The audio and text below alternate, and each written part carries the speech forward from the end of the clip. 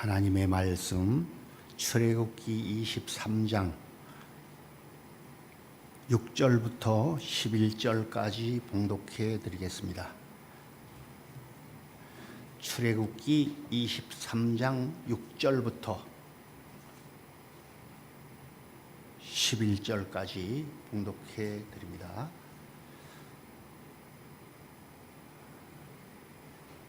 너는 가난한 자의 송사라고 정의를 굽게 하지 말며 거짓 일을 멀리하며 무죄한 자와 의로운 자를 죽이지 말라.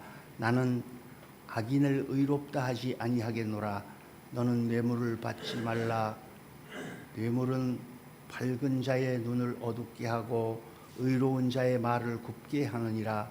너는 이방 나그네를 압제하지 말라. 내가 애굽 땅에서 나그네 되었은즉 나그네의 사정을 아느니라. 너는 6해 동안은 너의 땅에 파종하여 그 소산을 거두고 7째 해에는 갈지 말고 묵혀두어서 내 백성의 가난한 자들이 먹게 하라. 남은 것은 들짐승이 먹으리라. 내 포도원과 감람원도 그리할지니라. 아멘.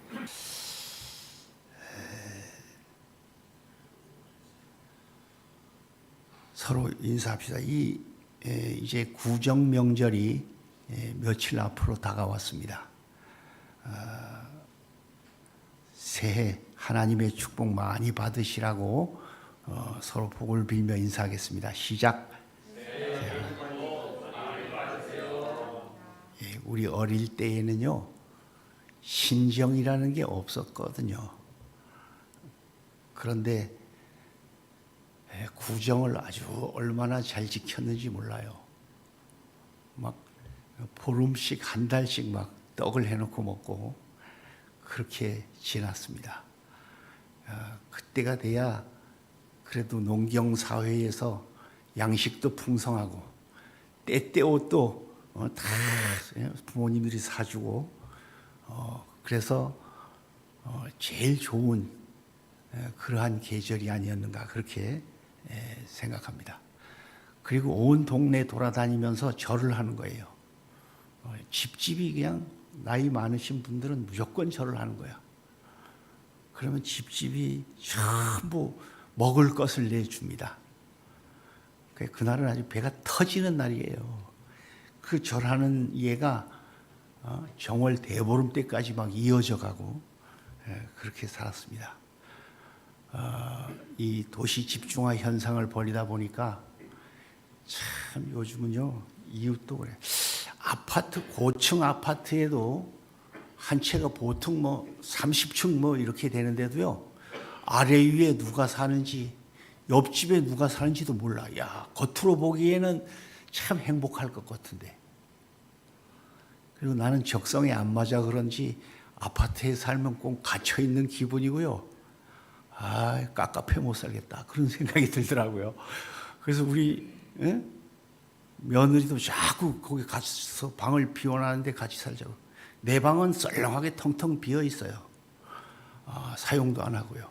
나는 아파트에 못 살 것 같다고 그랬어요. 얼마나 썰렁하고 그 앉아 있으면 갇혀 있고 사람 구경할 일도 없고 그렇더라는 거. 도시 집중이 벌어져도 옆에 누가 죽어도 모르겠구나. 그렇게 보았습니다. 서로 좀 화목하게 지났으면 얼마나 좋겠는가. 하나님께서는 아주 하나님의 백성들이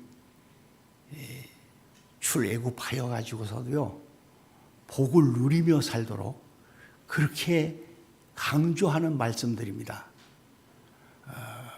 그리고 이 모세도 그렇지만 여호수아도 그래요. 자기들이 죽어도요, 영원토록 그 자손들이 복을 누리며 살기를 강조한 말씀들이에요. 그래서 참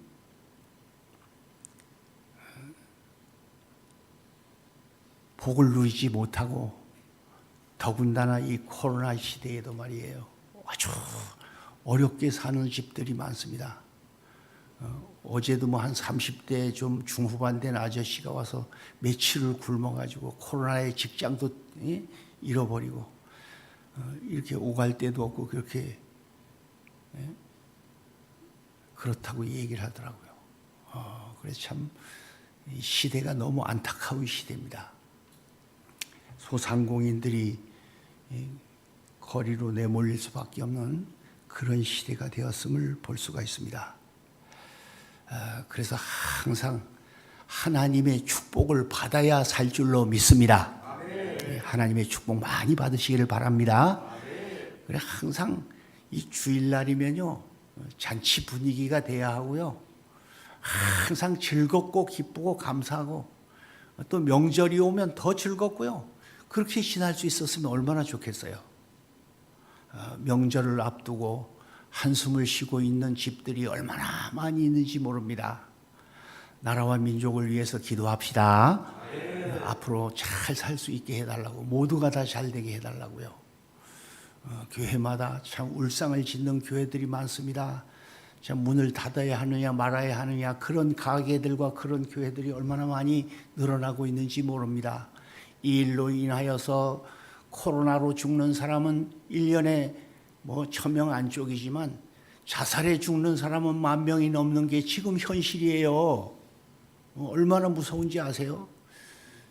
2019년도의 통계도 코로나로 죽은 사람이 몇백 명 안 되는데요.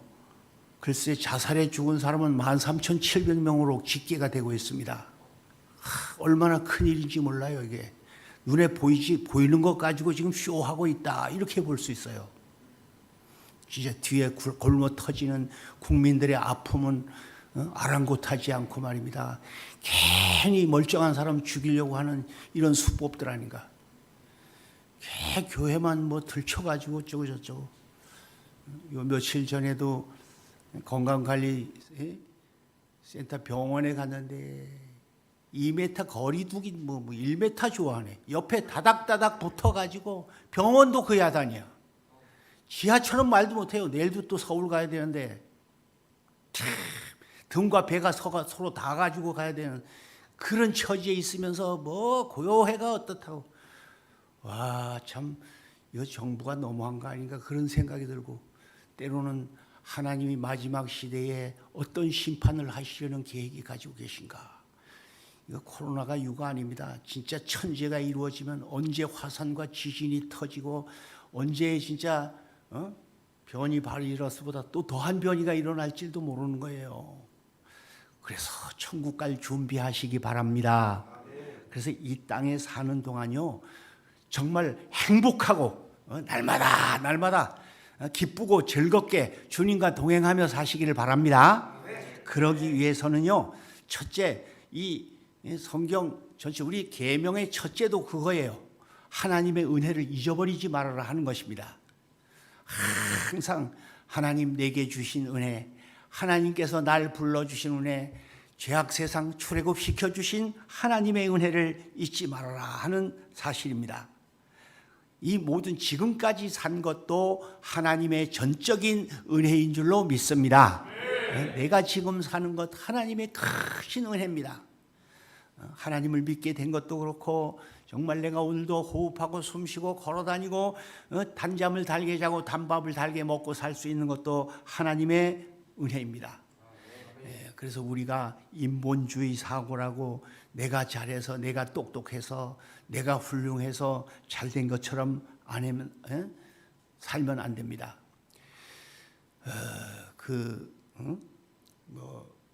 은혜 갚은 개미와 비둘기 이야기 여러분 잘 아시잖아요. 그래서 하나님의 은혜도 그렇고 서로 이웃 간의 은혜도 그렇습니다. 어느 포수가 비둘기를 잡으려고 총을 딱 쏘는데 개미가 발을 딱 깨물었대. 그러니까 아따가 하는 바람에 그냥 날아가 버렸어요. 총알이 딴 데로 핑 하고 날아가고요. 그랬더니 장마가 져가지고 개미가 물에 떠내려가는 걸요. 비둘기가 나무 잎사귀를 갖다 탁 던져줬대요. 거길 타고 살았다는 거 아닙니까? 좀 이런 은혜 속에서 살아야 할 줄로 믿습니다. 그래서 하나님의 은혜로다. 항상 하나님의 은혜, 너 때문에 못 살겠다, 서로 죽이려고 하는 이 세상의 말입니다. 그래서 출애굽에서 구원시키신 분은 하나님이십니다. 그래서 애굽 땅 종되었던 이를 구해낸 너희 하나님 여호와를 잊어버리지 말으라고 십계명 전에도 아주 다짐 또 다짐한 것을 볼 수가 있습니다. 독생자 예수 그리스도를 보내주셔서 날 대신하여서 모든 고난, 슬픔, 고통, 죽음까지 다 담당하신 그 크신 은혜를 무엇으로 다 보답할 수가 있겠습니까? 항상 이루신 공로에 대해서 영원히 찬송하며 감사하며 누리면서 사시기를 주님의 이름으로 축원합니다. 구정이 와도요, 고향도 못 오게 하고, 아예 못 가게 하고, 정부에서 뜯어 말려 그냥. 아마 진짜 귀신도 먹는다면 작년에 다 굶어 죽었을 거예요. 온라인으로 제상을 차려놓고 온라인으로 어째고 저째고. 자, 이런 시대가 되었어요. 그래서 우상을 멀리하고 하나님을 가까이하고 하나님을 사랑하라고 하는 그러한 말씀이며 이웃을 사랑하라고 하는 그러한 말씀입니다. 민족적으로 보아도 그렇습니다. 우리는 중국, 일본, 미국 이런 러시아 같은 강대국 사이에 있는 아주 그냥 고래 싸움에 새우 등 터질 만한 그런 위치에서 약소국에서 살고 있던 나라입니다. 500년 도읍지를 필마로 돌아보니 인적은 강고독고 하면서 참 중국의 청나라의 지배를 받으면서 약소국으로 살던 이 민족이에요. 그래서 일본도 원수지만요, 일본은 100년 원수라면 중국은 1000년 원수입니다. 지금도 이 수십 년을 오면서도요, 중국 가서 사업을 차린 한국 사람들이 하나도 성공한 사람이 없다는 거. 대기업도 들어갔다 완전 망해가지고 왔어요. 그렇게 아주 한국을 뜯어먹는 나라예요. 그 나라가, 중국이란 나라가요. 일본도 얼마나 악합니까? 하나님이 지켜주시지 않으면 안 됩니다. 우상 숭배하던 나라 하나님을 믿고부터 이렇게 세계 10대국에 들어갈 수 있는 강대국이 되어가고 있는 게 하나님의 은혜이며 얼마나 하나님의 축복입니까? 그러기 위해서는 하나님을 잘 경외하고 하나님을 가까이하고 하나님을 잘 섬겨야 될 줄로 믿습니다. 하나님 잘 섬기는 자녀들에게는요, 하나님께서 축복해 주셨어요. 여호수아 23장 말씀에 보면요, 참 일당백이라는 얘기가 있지만요, 거긴 일당 천으로 돼 있어요. 한 사람이면 1000명 이상을 당한다는 거예요. 이게 하나님을 잘 경외하는 자녀들의 복입니다. 그래서 하나님을 잘 경외하면요, 아주 시편 144편 12절에도 그렇게 말씀했습니다. 우리 자녀들을 어리다가도 장성한 나무 같게, 정말 땅의 궁전의 양식 같게 그렇게 하나님께서는 축복해 주신다고 말씀을 해 주셨습니다. 그래서 우리나라의 모든 게 자꾸 지금까지도 잘 되어가고 있는 것은 하나님의 은혜입니다. 반도체, 조선업이며 원자력이며 인터넷, 교육, 의료, 배터리, 전기차, 이제 앞으로는 전부 전기차로 많이 바뀔 건데요. 아마 배터리만 잘 해놓으면 아마 세계에서 제일 뜨는 민족 될 거예요. 수명이 길게, 아주 불 안 나게 어떻게 잘만 만들어 놓으면 말이에요. 이런 조그마한 나라가 하나님의 축복을 받아 몇 억씩 사는 나라들보다, 미국이 4억이 거의 다 되고 일본이 1억 5천이 다 돼가는데요. 5천만 우리 민족, 인구가 자꾸 줄어든다는 거 아니에요. 게다가 또 하나님을 사랑하고 하나님을 가까이 하고 하나님을 잘 섬기면 나라도 강대국되고 여러분 자신도 강한 민족이 될 줄로 믿습니다. 그래서 여호와를 사랑하라는 것이에요. 그 다음에 마지막으로 본문 말씀을 보면 인간관계입니다. 약한 자를 도와주라고 하는 그러한 말씀이에요. 내 원수가 줄이거든 먹을 것을 주고 목마르거든 마실 것을 주라고 하는 것처럼요, 너는 가난한 자의 송사라고 정의를 굽게 하지 말아라, 그렇게 말씀했습니다. 이 세상 법은요, 정말 살인, 간음, 도둑질 많이 한 사람, 이런 죄들을 많이 진 사람이 재력이 있고 권력 있는 사람들이에요. 돈 없는 사람들이 감옥에서 오랫동안 못 나옵니다. 그게 세상 법이에요. 그래서 죄 지으면 안 돼. 병원 의사와 간호사들 죽이는 방법이 있어요. 안 아프면 되는 겁니다. 그리고 판사, 변호사, 검사들 다 죽이는 방법이 있어요. 죄 안 지으면 됩니다. 그럼 다 말라 죽게 돼 있어요. 이런 원리 속에 있는 거예요. 그래서 항상 이 세상은 비싼 변호사 사면 이기는 게 법이더라고요. 그래서 죄 짓지 말고 항상 이웃의 본이 되고 덕이 되고 유익이 되고 항상 도와주는 여러분 되시기를 주님의 이름으로 축원합니다. 정의를 굳게 하지 말고 의롭게 살아라, 그렇게 말씀을 하셨어요.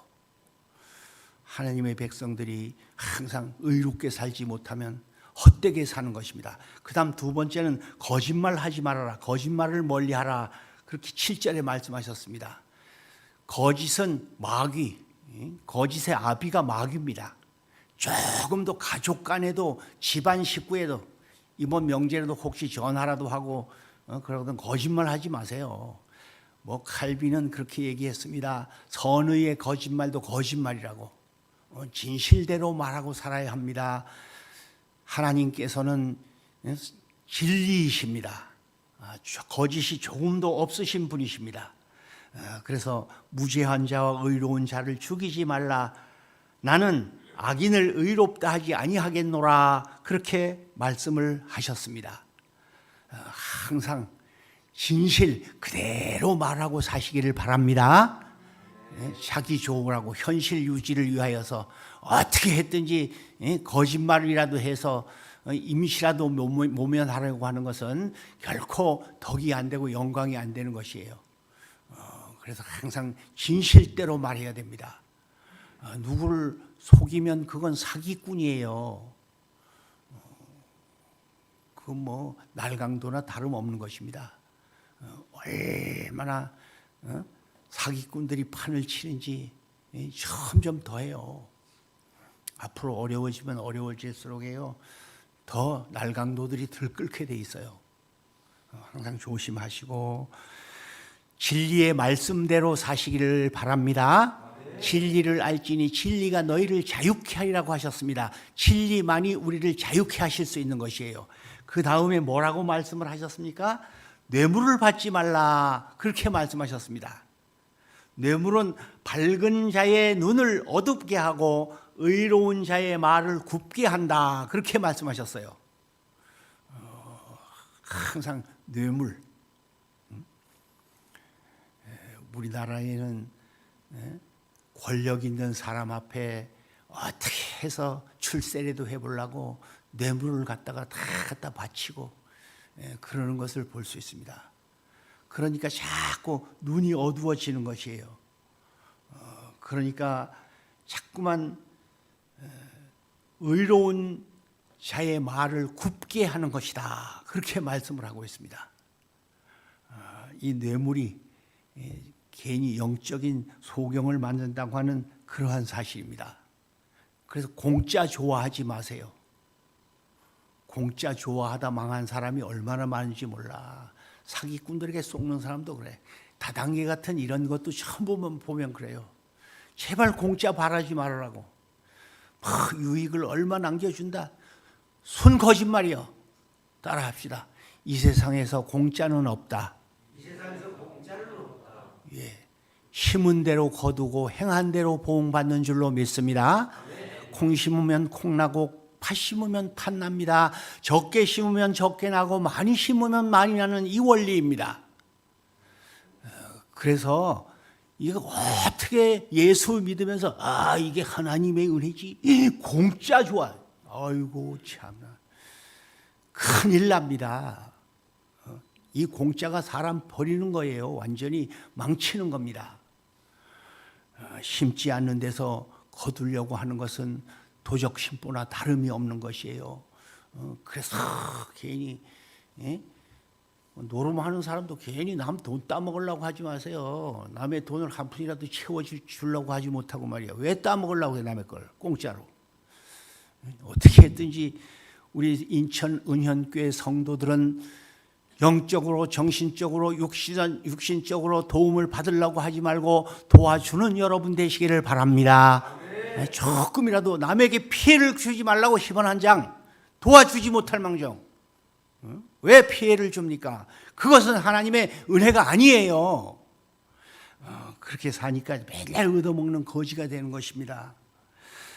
그래서 하나님을 가까이 하고 하나님을 사랑하기 위해서는 이런 짓들을 멀리 해야 된다고 하는 사실이에요.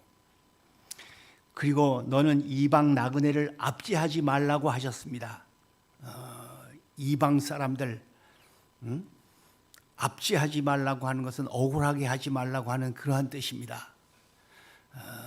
무시하지 말고요. 인간 차별하지 맙시다. 그냥 도토리가 굵기와 작기가 거기지만 맨날 도토리 키재기하는 게 이 세상이야. 그러니까 재봤자 거기야. 인간 뭐 아무것도 아니잖아요. 사실 알고 보면 100년 안팎으로 살다가 다 가는 건데 말입니다. 그 나라에 가면 입은 단벌 옷도 못 가지고 가는 게 이 세상 것인데. 그러니까 이건희 회장이 가서 보니까 정주영 회장이 5천 원만 빌려달라고 그러더라잖아요. 그러니까 나도 10원도 한 푼도 못 가지고 왔다고. 그런 나라입니다 바로. 그래서 나그네를 사정을 알고 도와주라고 말씀을 하셨습니다. 그리고 안식일을 기억하여 거룩하게 지키라고 하는 말씀을 하셨습니다. 정말 파종할 때 파종하고 또 거둘 때 거둘 줄 아는 이러한 신앙생활을 하라고 하는 그러한 말씀입니다.